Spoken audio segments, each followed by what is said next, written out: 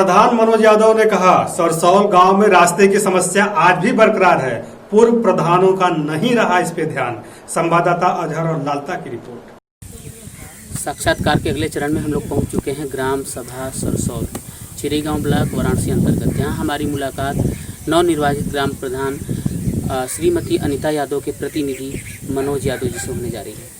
तो हम जानेंगे यहाँ के समस्याओं के बारे में, इस ग्राम सभा की सबसे जटिल समस्या क्या है। तो आइए मिलते हैं प्रतिनिधि मनोज यादव जी से और जानते हैं। सबसे पहले प्रधान जी नमस्कार। आपको हमारे D7 न्यूज़ चैनल की तरफ से बहुत बहुत धन्यवाद कि आपके गांव की जनता ने आपको 270 वोटों से विजय प्राप्त कराया है। 217 जी वही मान लीजिए। तो सबसे पहले आपके गांव की सबसे जटिल समस्या क्या है? हमारे गांव की सबसे पहले जटिल समस्या तो रोड रास्ता है। जब से हमारा देश आज़ाद हुआ है जी, तब से अभी तक लिंक रोड से जोड़ा नहीं गया मेरा गांव। इसी समस्या अभी तक समाधान नहीं हुआ इसका। 20 साल से चकबंदी की प्रक्रिया चल रही है यहाँ पे। अगले प्रधानी में जाके तो मतलब फाइनल हुआ। इसमें सेक्टर रोडें निकली हैं, गांव की चक रोड, चकनाली। तो मैं रास्ता पड़ा के लिए मतलब अप्लाई किया, वहाँ पे दरख्वास्त दिया, चलिए नापा जाए। जी, दरख्वास्त देने के बाद लेखपाल आए, वहाँ पे नपैया चालू हुआ। मनरेगा के लेबर भी वहाँ पहुँचे 200-250, और बगल के काश्तकार लोग नपने नहीं दिया। फिर मैं SDM साहब के एप्लीकेशन दिया। अब SDM साहब कानिगो साहब को बोले, टीम गठित किए, 4 लेखपाल आए, नापना चालू किए। फिर काश्तकार लोग ने ज़बरदस्ती किया, नपने नहीं दिया, धमकी दिए, लेखपालों को धमकी दिए, प्रधान को भी धमकी दिया गया कि देख लेंगे, यह है वह है, बहुत चीज़ें। उसके बाद फिर SDM साहब से मैं बात किया, तो बोले कि मैं आप लेखपाल साहब को मेरे पास भेजिए। तो लेखपाल साहब अब यहाँ से एप्लीकेशन लिखे और उनके मोबाइल पे फॉरवर्ड कर दिए। अभी तक कोई कार्रवाई नहीं हुई है। फिर मैं लेखपाल साहब से कानिगो साहब का नंबर लिया, और कानिगो साहब से मैं फ़ोन पे बात किया। तो हमको जैसे ऐसे टरका रहे थे, जैसे लग रहा था कि मेरे खेत की पैमाइश करनी है। ये तो गांव समाज का रास्ता पड़ा है, इस पे गांव वाले जाएंगे। यहाँ से मतलब 4 गांव के लोग जाते रहते। 10,000 की जनसंख्या इस रोड से मतलब क्रॉस करती है, आती है, जाती है। और अभी पानी बरस जाए तो यहाँ से कोई निकल नहीं पाएगा। गांव में किसी की तबीयत ख़राब हो जाए तो रोड पे जाते जाते वो मर जाएगा। समस्या यही है। DM साहब से मैं कहना चाह रहा हूँ कि तत्काल से तत्काल यहाँ पे आके इसकी कार्रवाई की जाए। अपने जो भी उनके अधिकारी हैं उनको भेज के कार्रवाई की जाए, ठीक है। क्योंकि 2 महीना हो गया और 2 महीना में अभी तक कोई कार्य यहाँ पे नहीं हुआ है। मनरेगा के तहत कोई भी कार्य नहीं हुआ है, जबकि यहाँ पे 200-250 लेबर है। पर डे आए दिन लोग चिल्लाते हैं कि काम लगाइए, काम लगाइए। हम कहाँ से काम लगाएंगे? जहाँ चलते हैं वहाँ पे रोक दिया जाता है। प्रशासन कार्रवाई नहीं कर रही है, हमको धमकी दिया जा रहा है। या तो फिर मैं छोड़ दूँ, चल के DM साहब को मैं अपना पत्र दे दूँ उनको। यही सब समस्या है गांव की, रोड की। जैसा कि प्रधान जी हर गांव में एक समस्या होती है, जैसे बारिश के मौसम में जल स्तर बढ़ जाता है तो लोगों को शुद्ध पानी नहीं मिल पाता है। तो आपके गांव में भी ऐसी समस्या है? जल निगम का कुछ व्यवस्था है? आज भी लोग हैंडपम्प से पानी पीते हैं? हैंडपम्प से पानी पी रहे हैं। तो मैं जब से मैं शपथ लिया, और फर्स्ट काम मेरा यही था कि जितनी हैंडपम्प बिगड़ी हैं सबको मैं बनवाया। आज सुचारू रूप से चल रही हैं। और पानी टंकी की भी व्यवस्था हुई है। कुछ लोग ने रोका है उनको, लेकिन मेरा प्रयास है कि वो इसको चालू कराऊंगा। जहाँ तक हो सकता है जल पेय की व्यवस्था यहाँ पे सुचारू ढंग से चलेगी। और मेरा विश्वास है कि मैं इसमें काम करने में सफल रहूँगा। जैसा कि प्रधान जी हर गांव की एक सबसे जटिल समस्या होती है, जो गरीबी रेखा से नीचे जीवन यापन करने वाले व्यक्ति जो होते हैं, इनके ऊपर छत नहीं है, झुग्गी झोपड़ियों में रहते हैं। बारिश के मौसम में उनके घरों में पानी आ जाता है, बड़ी परेशान होते हैं। तो ऐसे भी आपके गांव में लोग हैं, या कितने लोगों की लिस्ट आपके पास आई है, कितना जारी हुआ है, उसके बारे में कुछ बताना चाहेंगे? अभी तो लिस्ट आई है मेरे पास 36 ठो, जिसमें 6 लोग को मैं आवाज़ दिया हूँ और बकिया प्रयास जारी है कि जल्द से जल्द बाकी लोग को दिया जाए। लेकिन समस्या ये है कि आवाज़ तो सरकार दे रही है गरीबों को, लेकिन ज़मीन नहीं है उनके लिए कि कहीं आवास बना लें। मेरी सरकार से यही गुजारिश है और मेरा पूरा प्रयास है, भरपूर प्रयास है। जो चकबंदी हुई है उसमें लोग बचत जो ज़मीनें हैं पड़ी उसको निकलवा को गरीबों को मैं दूंगा। मेरा ये पूरा विश्वास है और मेरे साथ पूरी जनता है, जिसके लिए मैं लड़ाई लड़ रहा हूँ। ऐसे कितने प्रतिशत लोग हैं जिनके पास मतलब घर नहीं हो? बिल्कुल 20% लोग। 20%। प्रधान जी, ग्राम सभा में बहुत से ऐसे जनता होती है जिसको मतलब कि गरीबी रेखा से नीचे जीवन यापन कर रहे हैं, जिनको राशन कार्ड पात्र होते हुए भी नहीं मिल पाता है, खाद्य सामग्री उनको नहीं अवेलेबल हो पाती है। उनके विषय में आप क्या कहेंगे? उनके विषय में कहना चाहते हैं कि भाई जिसके पास राशन कार्ड नहीं है तो उसका राशन कार्ड बनाया जाए। और हमारे गांव में तो जो पात्र हैं उनको राशन मिल नहीं पाता है। जो पात्र नहीं है, जिसके पास ज़मीन है, नौकरी है, उसको राशन दिया जाता है। यहाँ की सरसों की ये व्यवस्था है। गरीबों में कटौती होती है। मान लीजिए किसी का लाल कार्ड है, ठीक, बाबा हैं या उसके पिताजी हैं मर गए, तो कम से कम उसके परिवार वालों को लाल कार्ड देना चाहिए। तो लाल कार्ड ख़त्म कर दिया गया है, वो लाल कार्ड नहीं दिया जा रहा है। यही तो व्यवस्था चल रही है हमारे यहाँ और मैं प्रयास करूँगा जी कि ये सिस्टम सही हो जाए। जी, ठीक है। स्वच्छ भारत स्वच्छ मिशन के तहत एक योजना चलाई गई थी कि हर ग्राम सभा में प्रत्येक व्यक्ति के पास शौचालय हो। तो अभी भी आपके गांव में ऐसे कुछ व्यक्ति हैं जो बाहर में शौच करने के लिए विवश हैं या सबके पास अवेलेबल है? नहीं, अभी तो शौचालय सबको अवेलेबल नहीं है, क्योंकि ज़मीनें नहीं है गरीबों के पास। शौचालय बनाएंगे कहाँ? 70% लोगों के पास शौचालय है, 20% ऐसे हैं जिनके पास शौचालय नहीं है। मान लीजिए कि आज 2 भाई हैं और सब लोग एक में हैं, कल अलग हो गए तो पहले देखिए शौचालय नहीं है। तो ऐसे लोग हैं जिनको शौचालय नहीं है और मैं प्रयास करके ब्लॉक पर से उन लोग को शौचालय में दिलाऊंगा और स्वच्छ भारत मिशन अभियान में मैं काम करूंगा।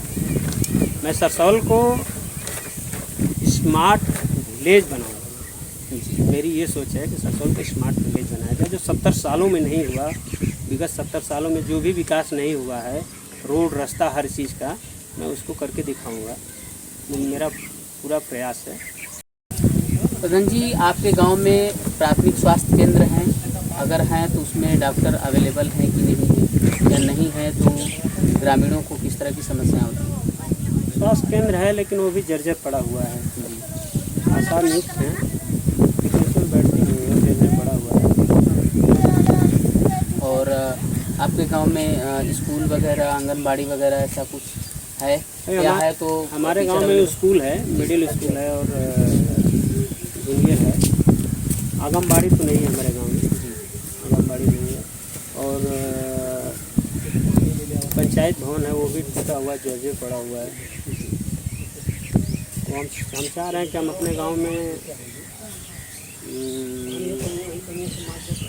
सचिवालय बनाएं, सचिवालय की स्थापना की जाए, जिससे कि 2-4 लोग को रोज़गार मिले और मेरे गांव की जनता को कहीं इधर उधर न जाना पड़े। सचिवालय पर हर व्यवस्था हो। बिजली का व्यवस्था आपके गांव में है? बिजली की व्यवस्था है लेकिन सुचारू ढंग से नहीं चलती है। लाइट नहीं आती है? लाइट आती है लेकिन बहुत दूर से केबल खींच के लोग जलाते हैं। उसके लिए भी मैं सर्वे करा के गाँव की बिजली की व्यवस्था अच्छे ढंग से करूँगा। आपके गांव में वृद्धा पेंशन, दिव्यांग पेंशन, ये सब सही ढंग से है? सबको जो पात्र हैं उनको मिल रहा है, नहीं मिल रहा है? जो भी पात्र हैं उनको मिला है और बाकी लोग हैं ऐसे जो हमारे यहाँ आ रहे हैं कि हमारा वृद्धा पेंशन बनवा दीजिए, ठीक है, और विधवा बनवा दीजिए। तो उन लोग का भी मैं कागज़ पत्र लेके बनवा रहा हूँ। जी, आपके गांव में पौधे वगैरह आए, आपने लगवाया और उसको बचाने के लिए आपने क्या मुहिम चलाया? हमारे गांव में पौधे आए और मैं नरेगा के तहत पौधे लगवाया बगीचे में लगवाया और रोड रास्ते पे लगवाया, और गांव वालों को भी दिया कि अपने घर के सामने लगा दें और उसकी व्यवस्था वो करें, स्वयं करें। नरेगा का क्या व्यवस्था है? नरेगा वगैरह चल रहा है गांव में? मजदूरों को काम मिल रहा है कि नहीं मिल रहा है? कितने प्रतिशत लोगों को काम मिल पा रहा है? अभी तो मैं जब से शपथ ग्रहण किया हूँ, गठन किया हूँ, तब से अभी आज तक नरेगा का कोई काम नहीं हुआ मेरे गाँव में, क्योंकि जहाँ भी रुकवाने जाते हैं वहाँ भी भिजवा देता है, रोक दिया जाता है। और मैं सरकार से दरख्वास्त भी दिया हूँ एसडीएम साहब के, वहाँ से कोई कार्रवाई नहीं हुई, कोई कार्रवाई हुई। सफेदका वाला ना पहले जैसा कि प्रधान जी गांव में रास्ता ठीक न होने के कारण बारिश के मौसम में काफ़ी जल जमा हो जाता है, तो ग्रामीणों को आने जाने में काफ़ी समस्याओं का सामना करना पड़ता है। तो ऐसा भी समस्या है कि आपके गांव में? जी, हमारे गांव में तो अभी नाली की व्यवस्था तो बहुत गड़बड़ है, नाली नहीं बनी हुई है, इसलिए समस्या है। सबके घर के सामने पानी टिका हुआ है। उस समस्या का समाधान मैं जल्द करूँगा। जैसे ही बारिश खत्म होगी, कार्य योजना में उसको डाल के मैं पूरी सरसौल गांव का नाली की व्यवस्था सुचारू ढंग से व्यवस्था कर दूँगा।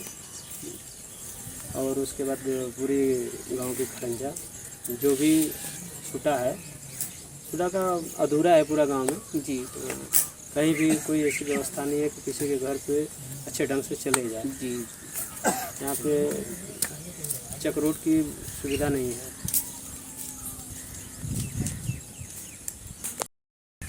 जैसा कि प्रधान जी बारिश के मौसम में सड़क क्षतिग्रस्त होने के कारण या गलियां जो है क्षतिग्रस्त होने के कारण काफ़ी जल जमा हो जाता है, जिसकी वजह से ग्रामीणों को आने जाने में काफ़ी समस्याओं का सामना करना पड़ता है। तो ऐसा भी समस्या है आपके गांव में?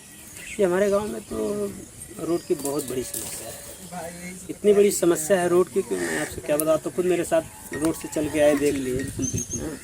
तो बहुत बड़ी जटिल समस्या है। मैं इसके लिए मैं पूरे गांव का सहयोग चाह रहा हूँ कि मेरा गांव पूरा सहयोग करे, मेरे साथ खड़ा हो और खड़ा होकर मेरे साथ सहयोग करे और मैं रोड बनवाऊँ जिससे मेरी गांव की समस्या का समाधान हो। ठीक है। और रहेगी नाली वाली की व्यवस्था, तो वो भी व्यवस्था ठीक नहीं है, उसको भी मैं करा दूँगा 2-3 महीने में। पूरा प्रयास है। और जो 70 सालों में विगत 70 सालों में जो कार्य अभी तक नहीं हुआ है और गांव हमसे पूरी उम्मीद लगा के बैठे है कि मैं 5 साल में कर दूं, तो बीडीओ साहब और ऊपर से मुझे वैसा स्कीम आया और पैसा मिले, योजना आए कि मैं उसका लाभ पूरे गांव को मैं दे सकूं, तभी हो सकता है जी। और 5 साल में ऐसे तो नहीं हो सकता कि मैं पूरा रोड बनवा दूँ जिससे आरसीसी हो जाए, पक्की ढलैया हो जाए। ठीक है। जैसे गांव एकदम घर से निकले तो एक पेड़ पे चले। नहीं, वो तो गवर्नमेंट का अगर बजट पास होगा तभी आप जब बजट मिलेगा तो वैसा मैं व्यवस्था करूँगा गाँव में। मैं सोच रहा हूँ, हमारे माननीय मुख्यमंत्री जी स्कीम है कि भाई सिटी स्मार्ट सिटी हो, तो वैसे मैं सोचा कि मेरा गांव भी स्मार्ट विलेज हो। मेरी सोच ये है कि मैं अपने गांव को स्मार्ट विलेज बनाऊं, चिरई गांव में सबसे नंबर 1 गांव बनाऊं, मेरी यही सोच है। और मैं इस पर अमल हूँ, मेरा पूरा प्रयास है और मैं निष्ठा से इस कार्य में लगा हूँ और सफलता मुझे अवश्य मिलेगी। बहुत अच्छी बात।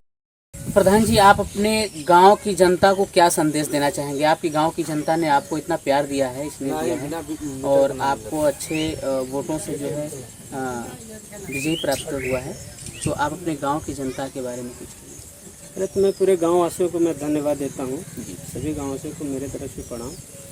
मेरा संदेश यही है कि पूरा गाँव मिल के मेरा सहयोग करे, विकास में मेरा हाथ बटाए, जिससे मैं गांव का विकास करूं।